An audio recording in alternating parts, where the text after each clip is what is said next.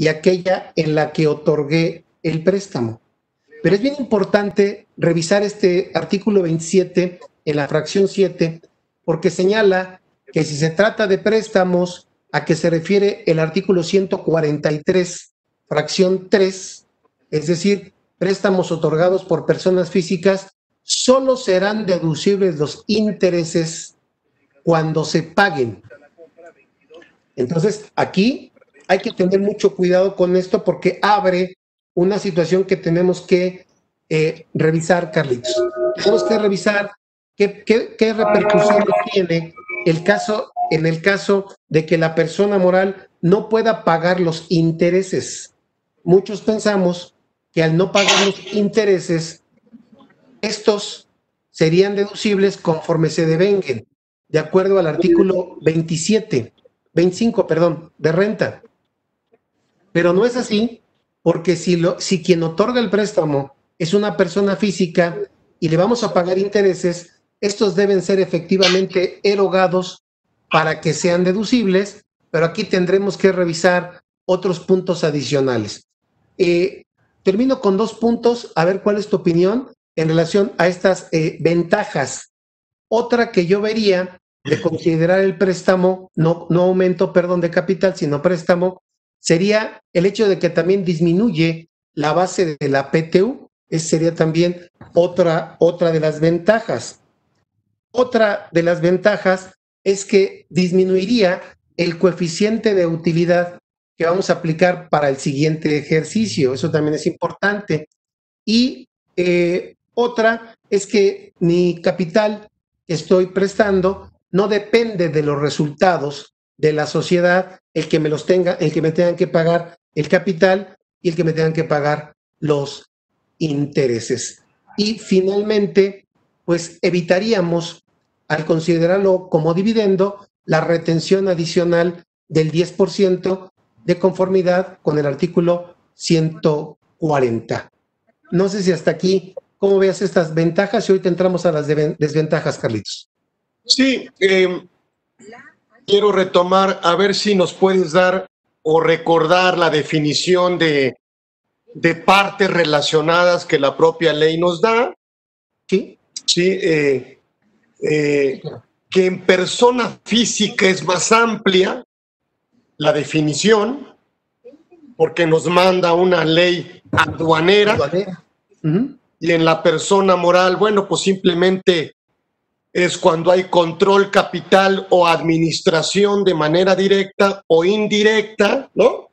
Así es. Que tendríamos que cuidar, ¿verdad? Esta definición.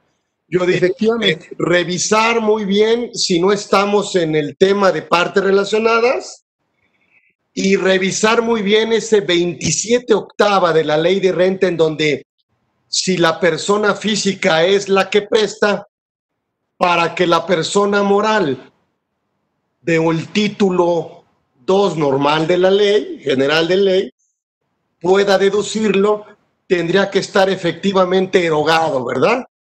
Así es, así es, así es. Esto también, complementando, Carlitos, el 179 es el que nos define lo que debemos considerar como partes relacionadas, como bien lo comentabas, cuando una persona física o moral participa de manera directa o indirecta en el capital, en el control o en la administración de otra u otra sociedad o persona física, según sea el caso. Pero también lo que comentas de persona física, que el artículo 90 a su vez nos remite a la ley aduanera, y la ley aduanera a su vez al reglamento de la ley aduanera. Estamos hablando de parentesco incluso hasta el 4º grado, Carlitos.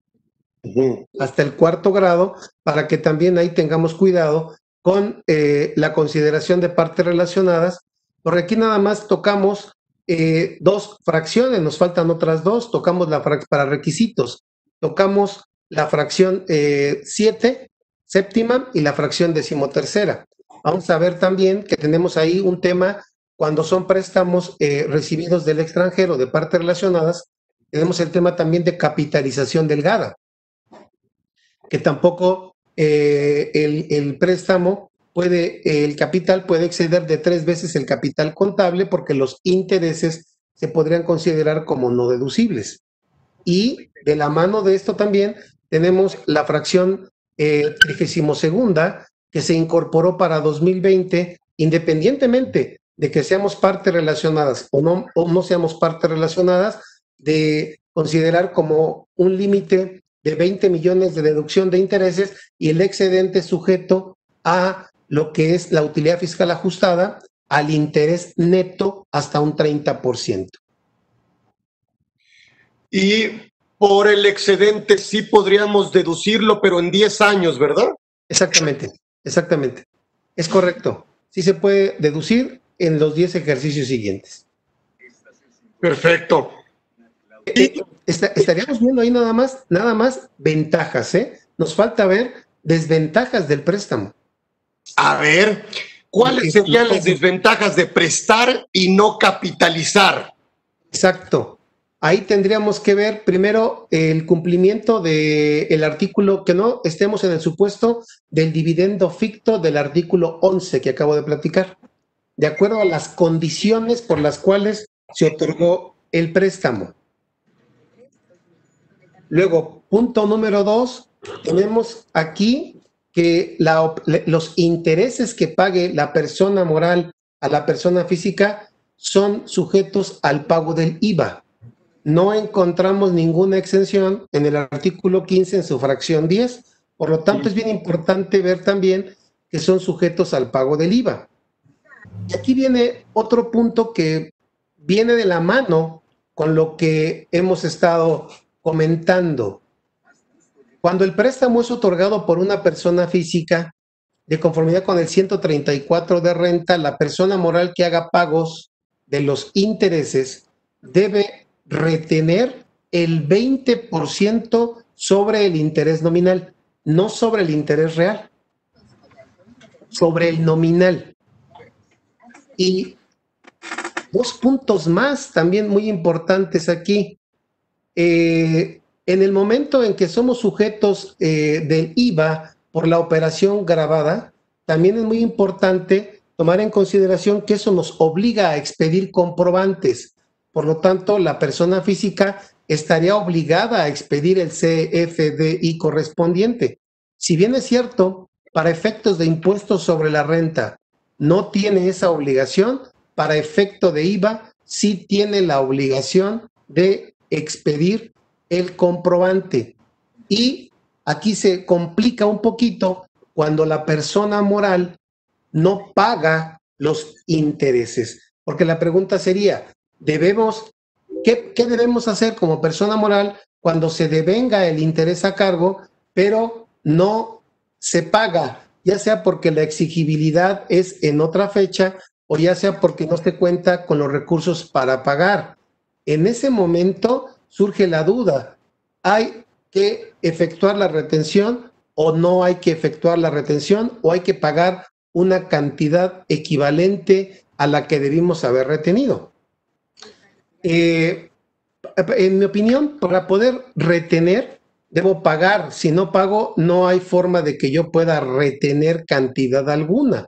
Por lo tanto, retención no aplicaría. En su caso, lo que podría aplicar es en términos del 6 del Código Fiscal de la Federación, que establece que no habiendo pago, o incluso si no efectuó la retención estando obligado a ello, debo enterar una cantidad equivalente a la que debía haber retenido. En mi opinión, esto desde el punto de vista jurídico tiene pues muchas aristas, porque de mi patrimonio tendría que enterar un impuesto que le corresponde a un tercero por no haberle pagado y no estar en posibilidad de haberle retenido. Muchos no hacen caso, omiten lo que establece el artículo 6 y simplemente, si no pagan, no efectúan la retención.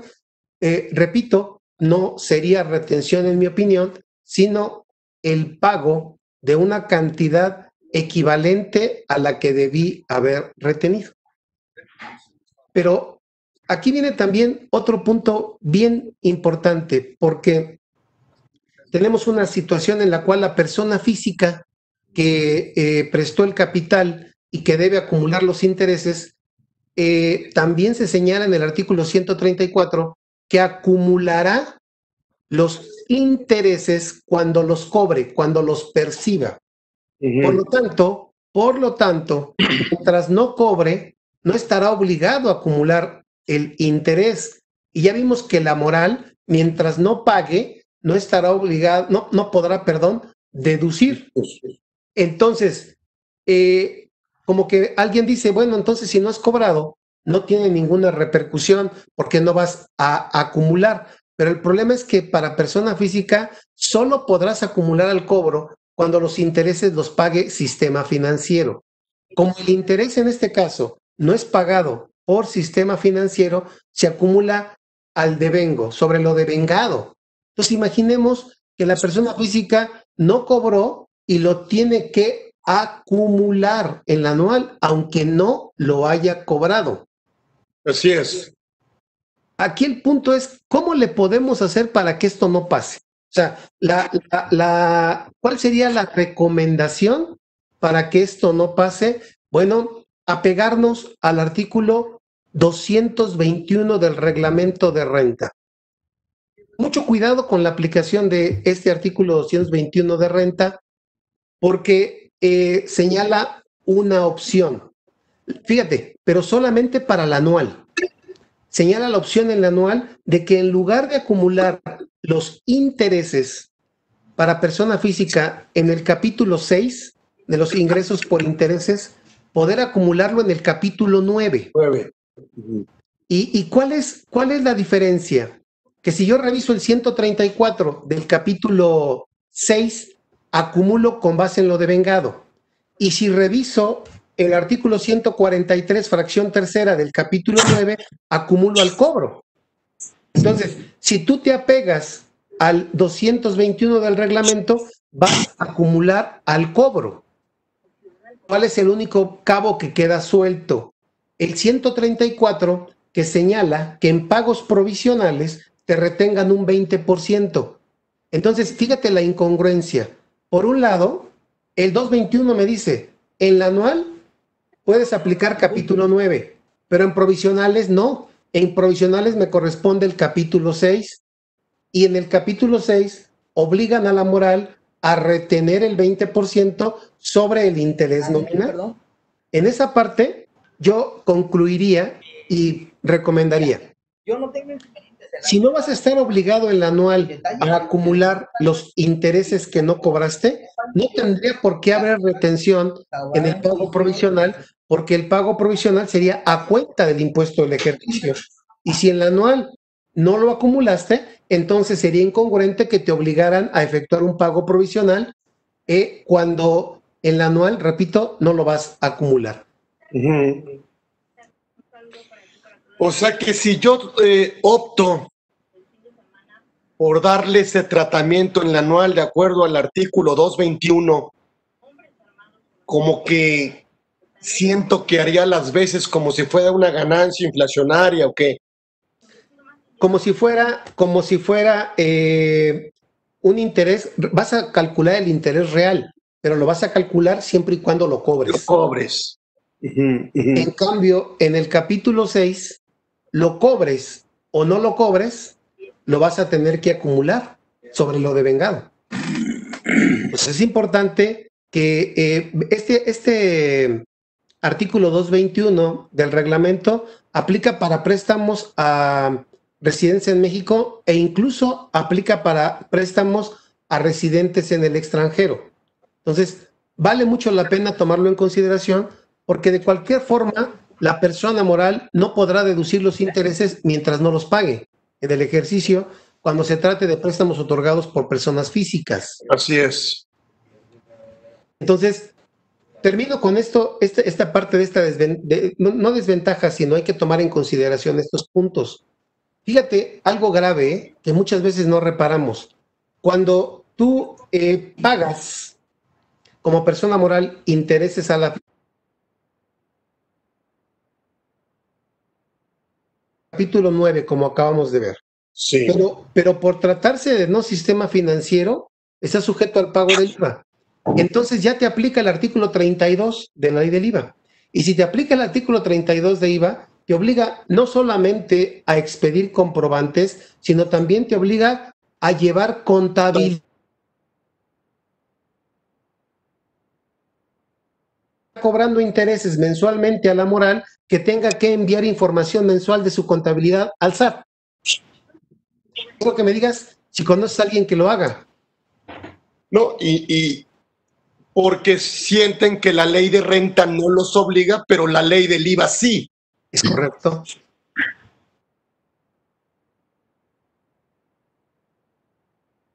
Pero cuidar el momento de acumulación y cuidar las obligaciones en materia de IVA. Oye, ¿y tendría que enviar contabilidad electrónica? Sí. Anteriormente había una disposición que las personas de pesos no estaban obligados a enviar información de su contabilidad, pero la modificaron y solamente dejaron en ese supuesto a las personas físicas que obtengan ingresos por agricultura, ganadería, silvicultura y pesca, que no rebasen 4 millones de pesos. Aquí sí se da lo que se conoce como simetría, que sabemos que no es un concepto constitucional, pero pues mientras uno está acumulando en lo devengado, el otro deduce con base en lo devengado, se expediría el comprobante correspondiente por la persona que obtiene los ingresos por intereses y el IVA se causaría hasta que sea efectivamente cobrado, al igual que la persona física. Y obviamente jugaría para el ajuste anual, ¿no? Exactamente. Jugaría para el ajuste anual por inflación, que esa es una situación muy interesante porque cuando hablamos de persona moral que obtiene el préstamo y que tiene una cuenta por pagar, pues también le estaría jugando para el ajuste anual por inflación, mientras a la física no le juega para dicho ajuste inflacionario. Pues a lo mejor pudiéramos irnos por un camino que pudiéramos irnos por un camino y luego cambiar a otro. Es decir, estoy pensando que a lo mejor primero capitalizo a la empresa y luego la persona jurídica le presta a otra persona jurídica. Exactamente. Podría ser. A lo mejor pudiéramos tener este híbrido.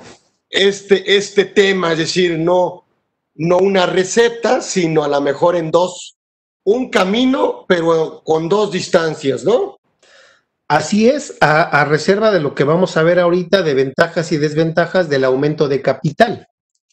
A ver, entonces vámonos al aumento de capital. El aumento de capital tendría como ventaja el que la empresa no estaría obligada a pagar intereses en este momento, sino es una inversión a largo plazo y que está sujeta a la obtención de utilidades, que es el rendimiento que obtendría quien aporta el capital. Entonces no estaría obligada a desembolsar. No tendría la persona física que tener ningún tratamiento específico para el cobro de intereses porque no habría intereses, no habría CFDI, no habría IVA, no habría ninguno de estas circunstancias que acabamos de platicar. Otra ventaja que tendría es que el rendimiento que puede obtener capitalizando a la empresa puede ser mayor al interés de mercado que le genera el capital que está aportando. Como ventaja, pero también va a ser una situación de desventaja porque depende de los resultados de la persona moral. Entonces, aquí eso es lo que vislumbro como una ventaja de la aportación de capital y que no vas a mermar el flujo de efectivo de la empresa teniendo que pagarte capital a una fecha determinada o teniendo que pagarte intereses mensualmente o a una fecha determinada. Ahora, la Ley General de Sociedades Mercantiles, ¿cuánto tiempo me da para que este capital se traduzca obviamente en acciones, en partes sociales? Claro. Bueno, aquí cuando suscribes capital tienes la obligación de exhibir mínimo en ese momento el 20% y estarás obligado máximo en un año a exhibir el otro 80%. Sí, es en un año. Entonces, esa sería la situación. Pero ahorita vamos a distinguir incluso este término con otro que se maneja mucho en la práctica, que se maneja muchísimo y que son las famosas aportaciones para futuros aumentos de capital. Aquí estamos hablando en este caso de un aumento, porque la empresa requería el flujo y ya le aportamos el capital. Entonces, una ventaja o las ventajas que vimos estarían en función a no considerarlo en mediano plazo como un acreedor, ni tampoco desviar flujos para el pago de intereses. Eso sería básicamente las ventajas de fondo. Las de forma, pues es evitar todo el tratamiento fiscal de los intereses para la contraparte. Y de aquí precisamente van a surgir las posibles, entre comillas, desventajas. En el momento en que aportamos capital, no es deducible esa aportación, por supuesto, no habrá deducción de intereses. Entonces, tu utilidad será un poco más alta si es que la tienes. Esa sería una de las principales desventajas. Otra desventaja que le veo a esto, al aumento de capital, es el riesgo de la inversión. Tienes mayor riesgo porque te la juegas con la empresa. Si la empresa llega a tener pérdidas, ya tu inversión se pierde. No es como el préstamo. Entonces, esta puede ser una desventaja. Ahora, el rendimiento que vas a obtener por el aumento de capital se llama dividendo. Y el dividendo, el cobro de dividendos tiene dos repercusiones. Cuando la moral te pague dividendo, no es deducible, que será el equivalente al capital. Que si me dices tú, es como si hubieras prestado y el capital en el préstamo no es deducible. No, aquí estamos hablando del rendimiento de la inversión.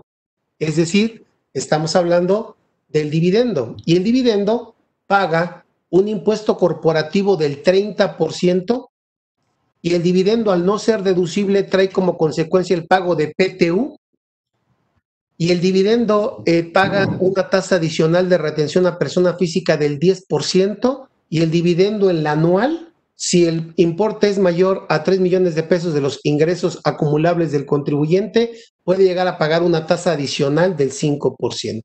Si le vamos sumando, vamos a llegar a un 47-48% de la utilidad por pagar dividendo. Ese podría ser una desventaja en relación al préstamo que te genere un interés. Pero hay otra más. ¿Cuándo o en qué fecha vas a recuperar tu inversión? ¿En cuánto tiempo estimas el retorno de tu inversión? Para poder recuperar la inversión, tendrás que estar atento a dos situaciones. Tendrás que estar atento a que no puedes retirar primero tu capital, sino que lo primero que vas a retirar son tus utilidades, y esas utilidades se van a ver reflejadas en el concepto del dividendo que acabo de platicar. Una vez que agotes el pago de las utilidades, podrás recuperar tu capital, que suma capital de aportación, pero que ya no paga el impuesto sobre la renta, pero después de haber pagado los dividendos correspondientes. Esta es una de las principales causas por las cuales a nivel mundial las empresas deciden no aportar capital, sino prestar, por toda la consecuencia que tiene el régimen de dividendos. Sí, claro.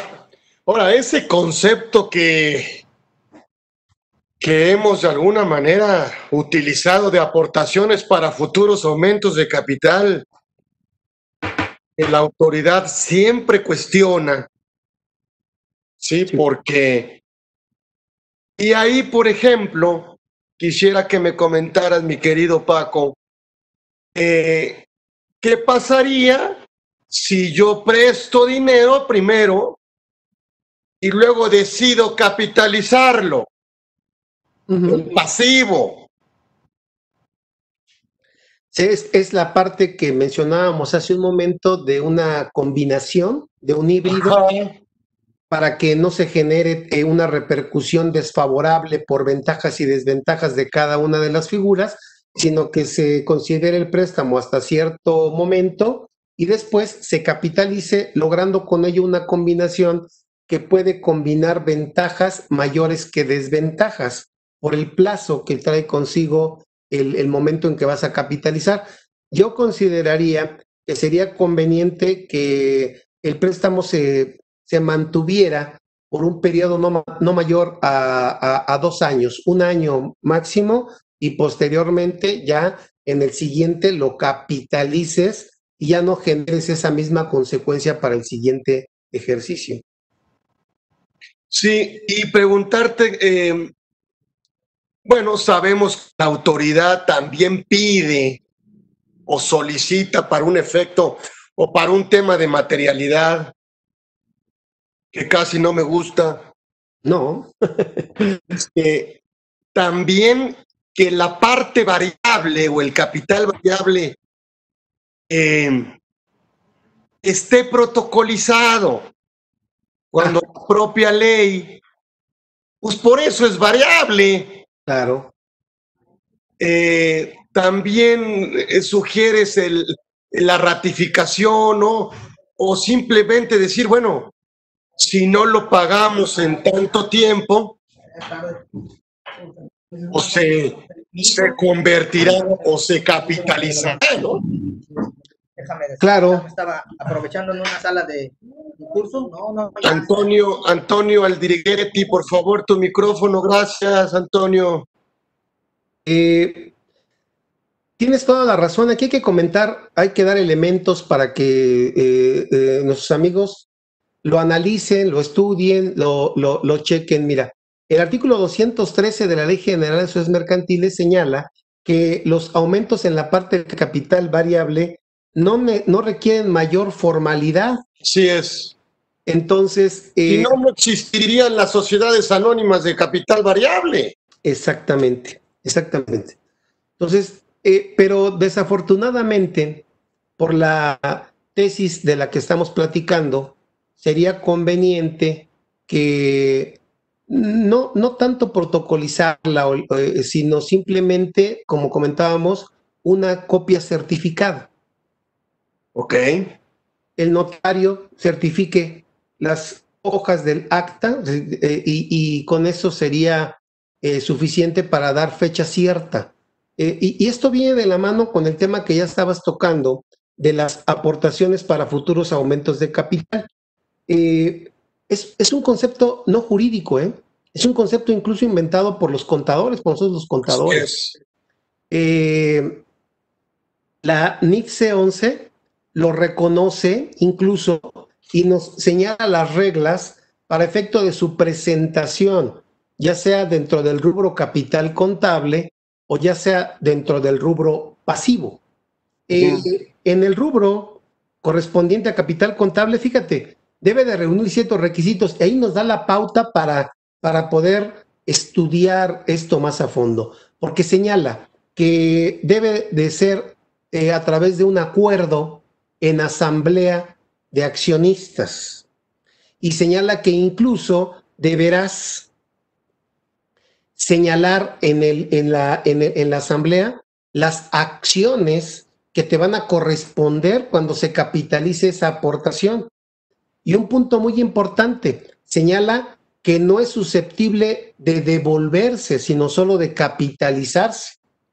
Que si no cumples con todos estos requisitos, entonces se consideraría dentro del rubro pasivo, no dentro del rubro capital contable. Así es. Pero yo me preguntaría entonces, estudiar este punto, ¿qué pasa si, porque es muy común que se estile que no le quieres cobrar intereses a la moral, siendo el socio accionista, dices, un mutuo simple, no le cobro intereses y somos partes relacionadas, y viene una discusión de que si debiste cobrarle o no debiste cobrarle, que si hay presunción, que no hay razón de negocio, todo lo que tú quieras. ¿Qué pasaría si estudiáramos la aportación para futuros aumentos de capital desde el punto de vista de una condición suspensiva? Te aporto, pero se capitalizaría con la condición que el negocio llegar a fructificar, por ejemplo, de obtener las licencias de construcción, porque ahorita no las tienes. Si las llegas a tener, se aumenta el capital, se capitaliza. Si no las llegas a tener, es sujeto a devolución, aunque lo consideres como pasivo, ¿sí? Y a partir de ese momento se generan intereses. A partir de que no se cumplió la condición, o si se cumplió la condición, se capitaliza. O se le devuelve. ¿O se le podría devolver? O se le devuelve también. Así es, así es. Entonces, como que esto se presta a poder estudiar más a fondo todo esto, pero también de la mano de esta situación, antes de que se me olvide, de lo que mencionábamos del 213 de la Ley General de Asuntos Mercantiles, hay otra recomendación que sería bueno que la tomaran en consideración, Carlitos. ¿Qué pasa si en la constitutiva de la moral señalas expresamente que los aumentos de capital variable son objeto de asamblea ordinaria?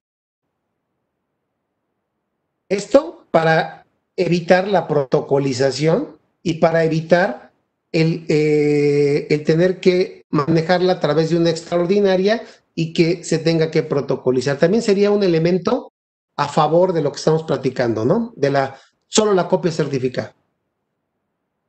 Sí, obviamente,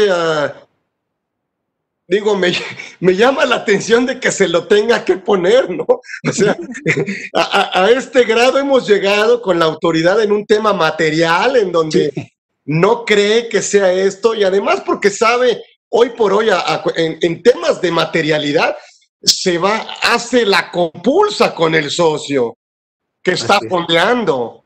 Así es. Está fondeando. Y entonces, obviamente, lo que va a querer la autoridad siempre, pues es que, obviamente, pues va a querer tipificarlo como dividendo. O incluso, aquí también hay que tomar en consideración la forma en que estés aportando, ya sea para aumento de capital o para aportaciones para futuros aumentos de capital, porque ¿qué pasa si lo haces en efectivo? Exacto. Ahora, y si lo haces en efectivo, tendríamos que presentar la declaración informativa, ¿verdad? Sí.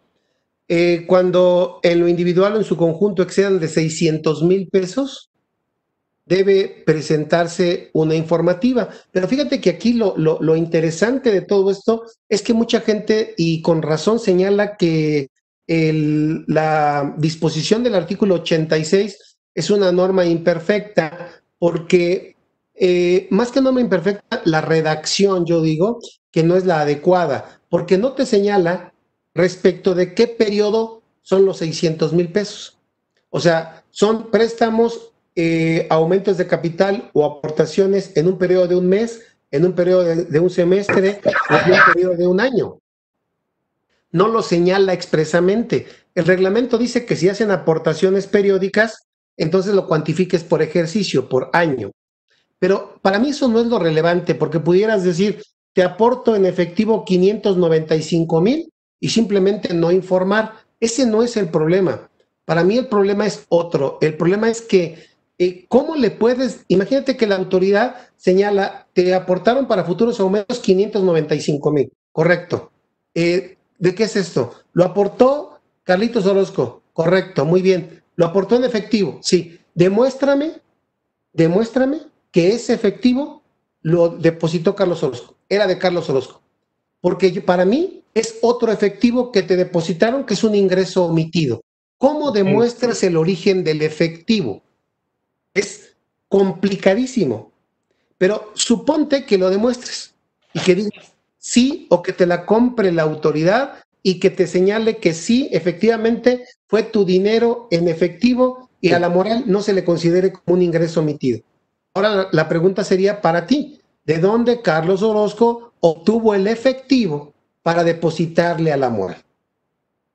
Entonces, es un círculo que hay que cuidar.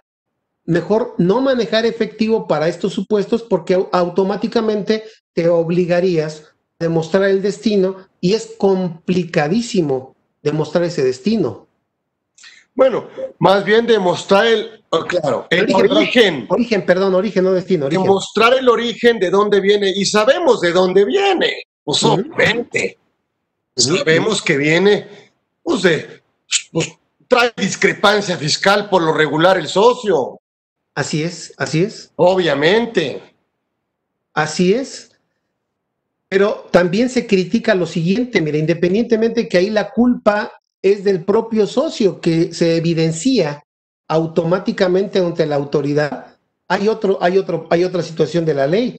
La ley señala que si no, en el artículo 17, que si no que puedes considerar ingresos en efectivo, en bienes, en servicio, en crédito, y el ingreso ha sido definido por la Corte como toda cantidad que incrementa de manera positiva el patrimonio. Pero el artículo 18 señala que si estás obligado a informar de estos préstamos, aportaciones para futuros aumentos de capital o aumentos de capital mayores a 600,000 en efectivo, si no los informas, se consideran ingresos acumulables. Aquí la crítica es, ¿cómo es posible que por una omisión de forma me castigues de fondo considerando un ingreso cuando la propia ley incluso señala que las aportaciones de capital no son ingresos de las personas morales? Entonces, yo considero que aquí la consecuencia de no haberlo informado no debiera ser que se considere ingreso acumulable, sino debiera ser que te impongan alguna multa, porque no es una situación de fondo, es de forma. Y ya para terminar, mi Paco, platícame. A ver, tendríamos que cuidar también a partir de actos jurídicos de 2020 en adelante, bueno, salvo que la ley se modifique, sí tendríamos, si lo hacemos fondeando con préstamo, bueno, con mutuo, la autoridad pudiera presumir que carece de razón de negocios a la luz del 5A del código, al tomar la persona moral la deducibilidad. Pues yo considero que parte de los dos participantes, no solamente de la persona moral, sino de la física o moral que le realice el préstamo. Si estamos hablando de que la física es la que va a prestar y tú me dices, oye, no hay razón de negocio para prestarle, le hubiera aumentado capital, pues creo que es muy subjetivo, porque yo tengo el derecho de decidir independientemente de la razón de negocio. Mira, no es que tenga el derecho a decidir independientemente de la razón de negocio. Lo que quiero decir es que tanto puede haber razón de negocio en el aumento como puede haber razón de negocio en el préstamo. ¿Por qué no le prestaste y aumentaste capital? Porque no está en disponibilidad de pagar intereses. ¿Por qué sí le prestaste y no aumentaste capital? Porque está en posibilidad de pagarme los intereses y yo me conviene cobrar los intereses de forma inmediata y mi recuperación de la inversión va a ser más rápida y no estoy dispuesto a arriesgar en capital de riesgo. Quiero, en lugar de invertirlo, prestárselo a la empresa para ayudar a la empresa y generar un beneficio propio. Yo pienso que sí puede haber en ambos casos razón de negocio. Lo importante es cómo la documentamos, cómo la podemos demostrar. Pero en mi opinión sí hay razón de negocios en ambos casos. Sí, tendríamos que documentar muy bien el beneficio económico, ¿no? Razonablemente esperado por la empresa. Sí, claro. Contra el beneficio fiscal, ¿sí? Porque pues esta nueva norma de antielusión o esta norma general antiabuso, pues quizá la autoridad pueda pedirte cuál sería la justificación de irnos por el tema del mutuo o de irnos por el tema del capital. Exacto. De hecho, es una de las razones por las cuales se incorporaron las limitantes a los intereses. La capitalización delgada y la otra que vimos de la fracción 32 son recomendaciones de la acción 2 del plan BEPS y no es porque los prohíban, sino es porque se regule de una manera antiabuso, como tú lo dices. Oye, pero si bien es cierto, la moral va a deducir, también es cierto que la física va a acumular. Sí. Entonces, aquí yo creo que sí tenemos que ser cuidadosos con esto, pero sí hay justificación para que en ambos casos tengamos razón de negocio dependiendo del caso concreto que nos ocupe. Perfecto. Ok, pues tenemos 1 minuto para que concluyas cuál conviene. No creo que sea una receta de cocina. Creo que es un traje a la medida de cada empresa, un traje a la medida de cada empresa, un traje a la medida del empresario, pero con los elementos que acabamos de platicar, creo que se puede simplificar un poquito la forma en que puede tomar su decisión, o cuando menos tomarlo en cuenta para su decisión. Sí, por supuesto. Bueno, pues hacerlo con los especialistas, con los asesores, ¿sí? Uh-huh. Y pues me encanta el tema, mi querido Paco Cárdenas. Qué bueno, Carlitos. Y quiero aprovechar que, como casi padrino aquí del programa, tenemos un WhatsApp para que vayan mandando. Este es el WhatsApp que hemos creado para el programa Conversando. 17 77 56. El programa dura 1 hora, entonces si nos dedicamos a contestar dudas, no. Pero en este WhatsApp, que es el que hemos creado para las dudas, ¿sí? Por supuesto haremos lo posible por enviarles pues estar en contacto con sus dudas, comentarios, sugerencias. Ya está habilitado este WhatsApp, nada más pónganme muy bien su nombre para irlos guardando. El WhatsApp se llama CEORFE, que es Conversando con Orfe. 5579 17 77 56. Ese es el WhatsApp que hemos creado de nuestro programa de Conversando con Orfe. Y luego vamos a invitar a nuestro querido amigo Paco, que es de casa, que nos ayude a que nos adorne conduciendo algunos otros temas que tenemos preparados. ¿Cómo ves, mi Paco? De una vez, ya que te tengo aquí. Con mucho gusto, ya sabes, con mucho gusto agradezco la invitación y la confianza, Carlitos. Con mucho gusto, claro que sí. Bueno, pues aquí está el WhatsApp que hemos creado por si no hemos contestado. Nos vemos el próximo miércoles.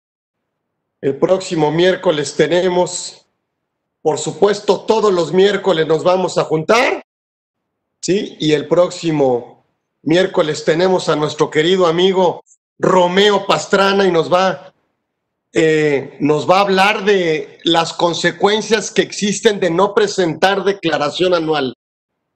Excelente, de Romeo. Saludos a Romeo también. Saludos a Romeo, que va a estar con nosotros el próximo miércoles 19. Y por supuesto, pues queremos que nos sigan acompañando todos los miércoles de 1 a 2 de la tarde. Y ya empezaremos a enviar las invitaciones. Y aquí tenemos el WhatsApp de CEORFE, que es Conversando con Orfe, para ir atendiendo todas sus inquietudes. No sin antes agradecerle a mi querido amigo y excelente fiscalista, Paco Cárdenas Guerrero, que estuvo con nosotros. Muchas gracias, Paco Cárdenas. Un privilegio, Carlitos. Muchas gracias a ti. Gracias. Gracias a todos y que pasen muy buen día. Provechito. Gracias a ustedes. Hasta luego. Gracias a todos. Buena tarde.